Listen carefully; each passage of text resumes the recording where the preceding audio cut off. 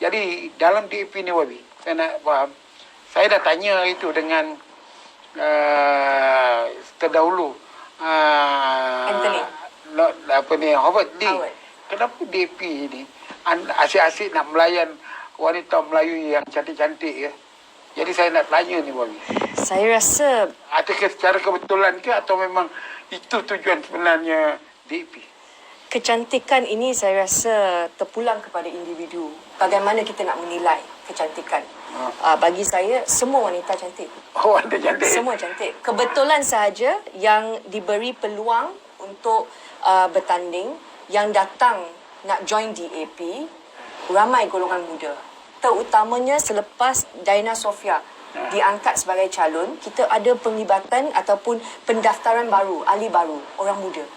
Kerana mereka lihat, sebenarnya DAP ni dia bagi peluang kepada orang muda untuk bertanding.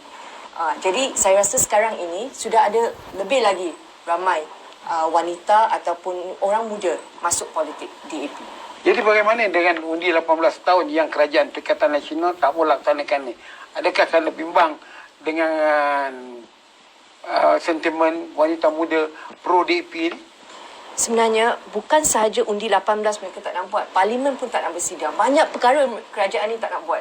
Jadi saya rasa undi 18 ini tidak menghormati, keputusan terakhir ini tidak menghormati hasrat parlimen. Selalunya apabila kita buat undang-undang, kita check Hansard. Ini perlembagaan Wabi. Betul. Untuk melihat, kerana kita buat pindaan. Semua ahli parlimen masa itu bersetuju. Ya, termasuk daripada UMNO. Betul. PAS sendiri. Ustaz Hadi masa itu dia kata dia sokong. Sekarang kata 18 tak matang. Itu sebab kita ada tengok banyak poster kan. Kalau 18 tahun boleh berkahwin, kenapa 18 tahun tak boleh mengundi? Oh. Kalau 18 tahun boleh memandu kereta? Memandu kereta tu bahaya. 18 tahun boleh calon tu, boleh bertanding. Dia boleh bertanding tapi dia tak boleh undi. Macam mana tu Wabi? Pelik kan? Pelik. Itu sebab sekarang ini banyak keputusan tak masuk akal. Oh, tidak masuk akal Wabi ya. Jadi tuan-tuan dan perempuan, inilah keadaan dilema. Bukan saja oleh DAP, oleh orang perempuan seluruh negara. Sekarang dah menghadapi pilihan raya. Sebilangan besar kaum perempuan sekarang menilai sejauh mana kesempurnaan tanggungjawab kerajaan itu kepada mereka. Dari itu, kalau DAP berperanan, terus berjuang demi kepentingan kaum perempuan, saya rasa keadaan itu akan berubah. Dari itu, saya nak tanya lagi dengan Wabi ini, terhadap perempuan saja. Hari ini kita bincang soal perempuan ni Wabi. Okey. Saya nak tanya Wabi, perempuan ni di Malaysia ni sekarang ni soal pendidikan. Saya dipahamkan universiti banyak wanita perempuan yang lebih daripada lelaki. Ya. Jadi ke mana dia orang nak pergi? Pekerjaan tak ada, keadaan COVID sekarang, dan kemudian kenapa kita tidak memberikan apa di bahasa mudah dia sumber manusia, daya pendidikan ini ke tempat yang asal. Saya baca buku bagaimana China sekarang selepas Deng Xiaoping mengubah coraknya, dia menghantar 15,000 ya frontliner pertama untuk merubah China itu menjadi negara maju ini. 15,000 ya ke seberang laut. Ada hantar mereka, ada hantar England.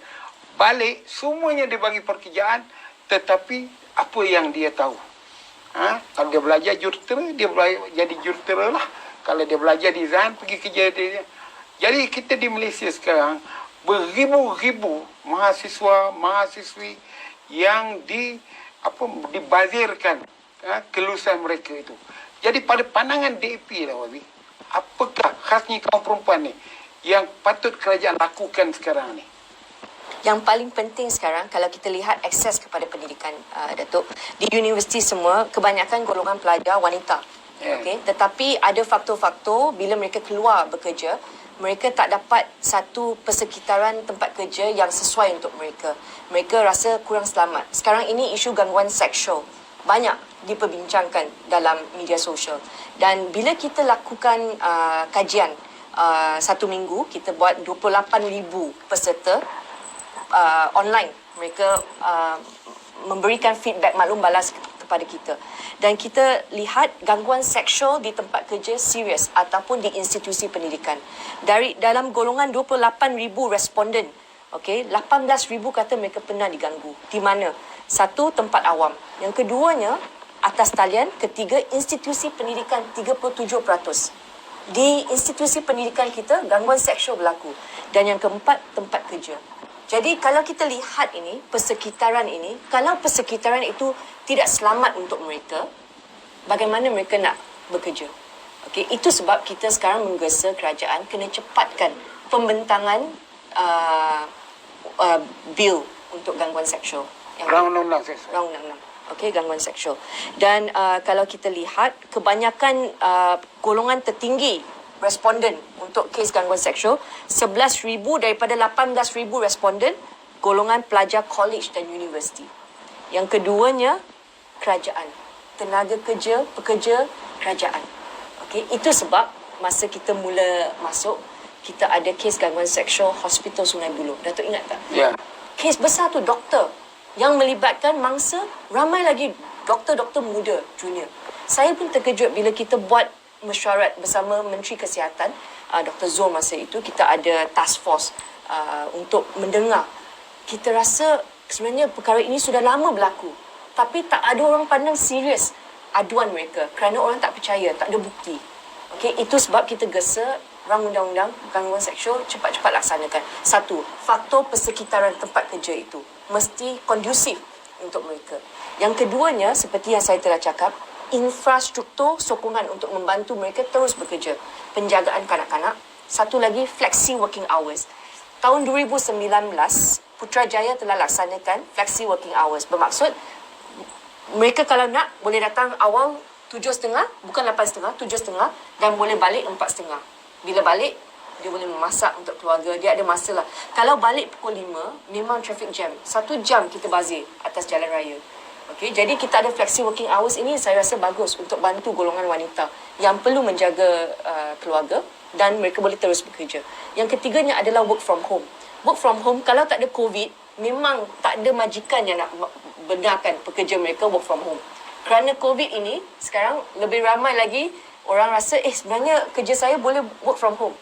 Okay, dia lagi menjimat petrol, menjimat aircon pejabat.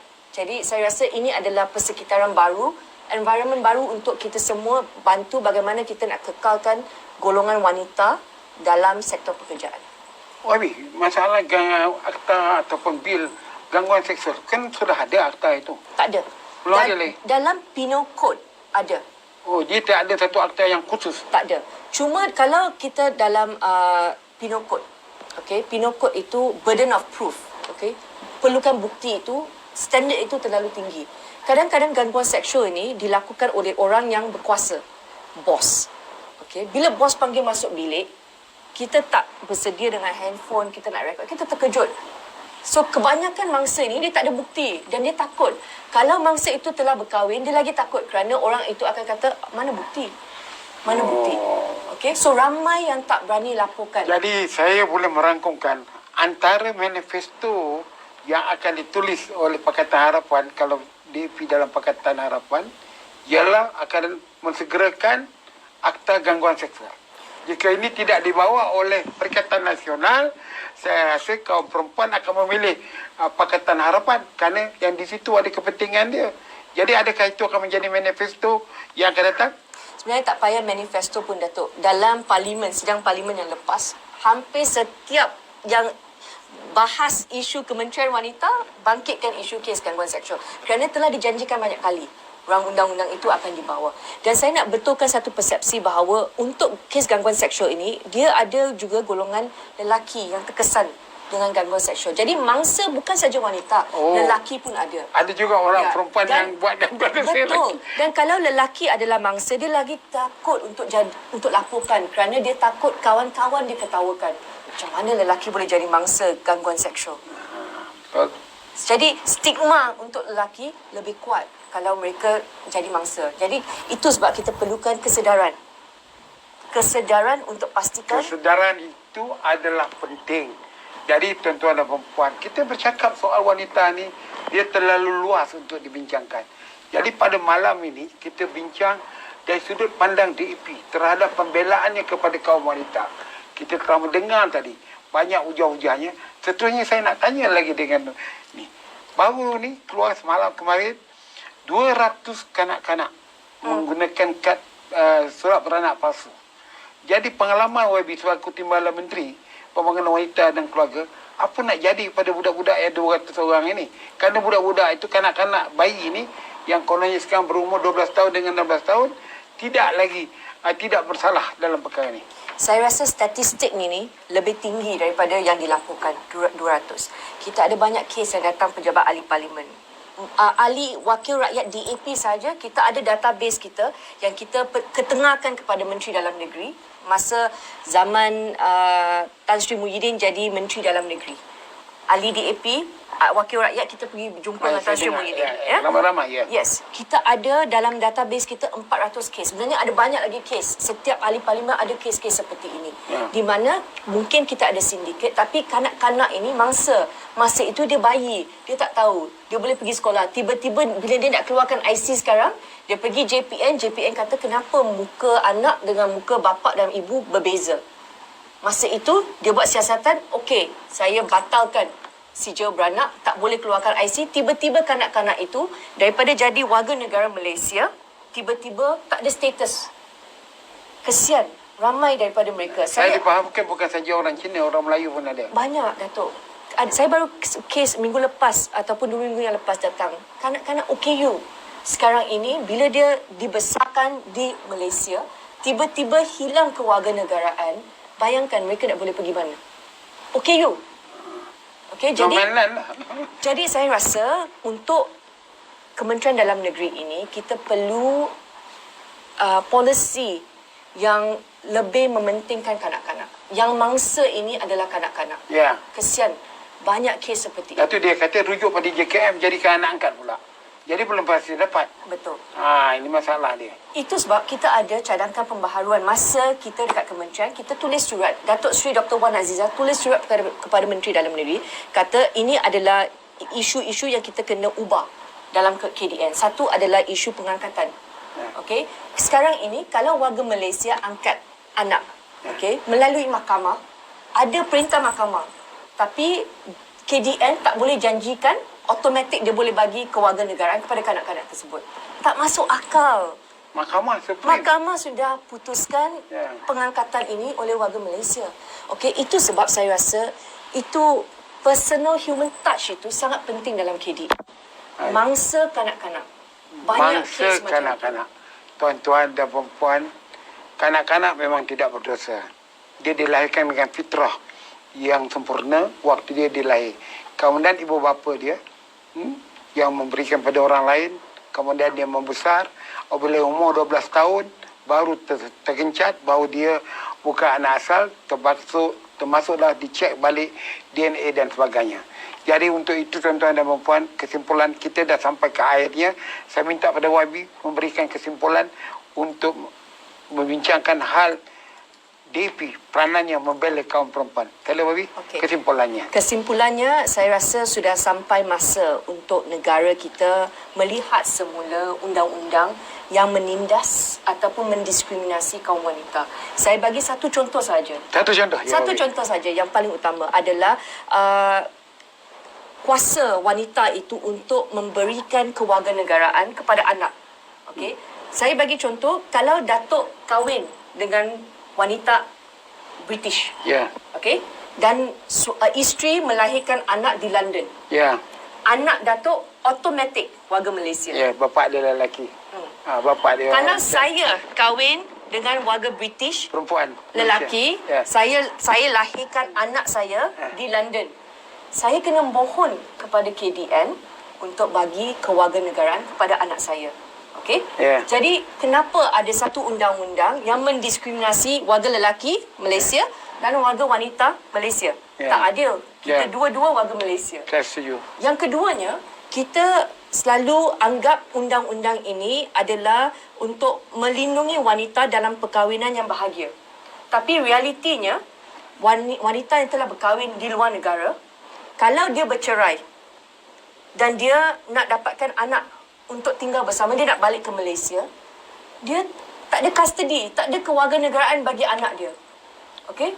Warga wanita Malaysia yang di luar negara, kita tak mampu untuk jaga mereka.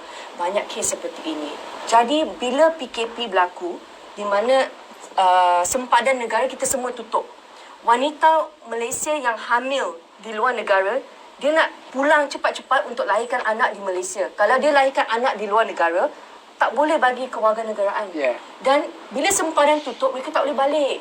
Kita ada buat forum, ada kumpulan NGO yang memperjuangkan kesian golongan wanita ini. Warga kita, rakyat kita. Itu sebab saya rasa sudah tiba masa semua pembuat dasar, pemimpin, menteri dalam negeri sepatutnya kurangkan politik, fokus isu yang memberi kesan kepada wanita dan keluarga. Tuan-tuan dan perempuan, itu baru 1 jam punya perbincangan. Kita dapat tahu apa masalah kaum perempuan ini. Dan yang terakhir tadi, amat mendalam isunya, iaitu seorang wanita Malaysia berkahwin dengan bukan lelaki Malaysia di luar negara, dia tidak ada hak anaknya untuk jadi warga negara, kecuali kena buat permohonan. Berbeza dengan lelaki Malaysia berkahwin dengan siapa pun wanitanya, Indonesia ke Singapura ke Amerika ke London, anaknya tetap akan jadi warga negara. Ini satu perjuangan yang patut diperbetulkan balik oleh mana-mana pihak, terutama sekali kalau dapat diperjuangkan oleh DAP. Ianya satu rahmat kepada suami isteri, yang isterinya orang Malaysia ini mendapat sedikit peluang untuk bertanggungjawab terhadap anaknya jika berlaku perceraian, untuk balik kepada Malaysia.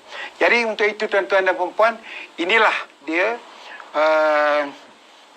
segmen saya biar berterus terang, kita bercakap terus terang, dan saya membawa DAP di dalam forum saya itu bertujuan untuk kita dapat mendalami perkara-perkara yang selama ini tidak pernah dibongkar, dicari jalan, dan bukan untuk mensucikan DAP. DAP bukan satu parti politik yang haram, yang tidak berdaftar, yang patut dibersihkan, nak dihalalkan. Suci itu begitulah. Dia tidak kotor. Selama 50 tahun dia berjuang dalam demokrasi negara kita. Jadi bagi segi saya, barang siapa menuduh NRTV channel ini untuk mensucikan DAP atau memberi jalan propaganda pada DAP, ada satu kesilapan jumut politik. Saya, NRTV channel, akan terus membawa pemimpin-pemimpin daripada parti pembangkang lawan UMNO ini untuk bertukar fikiran dan pandangan. Mana yang baik itu, ianya pasti datang daripada Allah. Dan kita bersyukur kepadanya memberikan kebaikan kepada kita. Jika ada berlaku yang silap, yang menyinggung perasaan, yang bermakna dan saya, Zahari Mawar Yassin, memohon maaf. Hingga berjumpa minggu depan. Assalamualaikum warahmatullahi wabarakatuh. Selamat berpuasa.